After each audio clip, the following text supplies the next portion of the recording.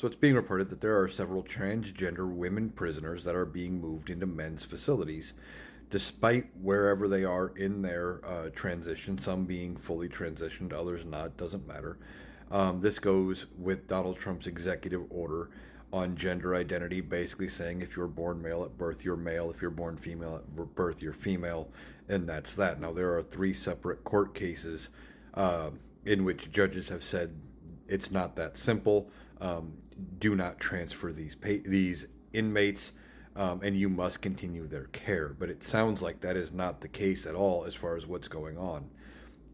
Now, out of all of the federal prisoners, only about 2,000 are transgender women, and they are being moved into men's facilities, like I said. Now, I believe the specific ones that are mentioned in the lawsuits are not being moved, but everybody else apparently is. Now, there are some federal laws on the books that are supposed to prevent that from happening, to prevent the types of abuse that could happen in those facilities.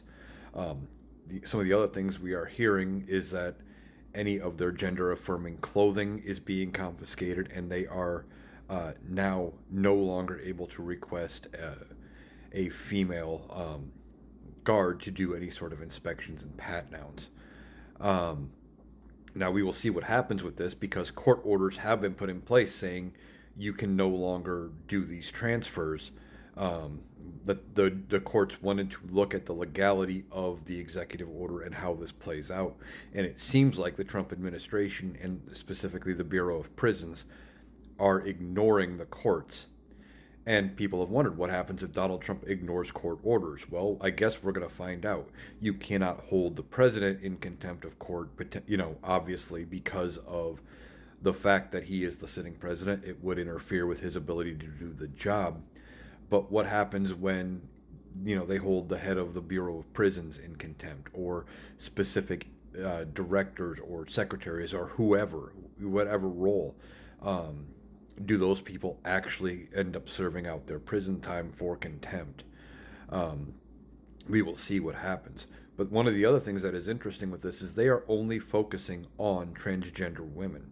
You never hear Republicans, whenever they talk about transgender people, they don't talk about trans men, women who have transitioned to become men. They never get brought up. It is only the transgender women that they seem to have an issue with.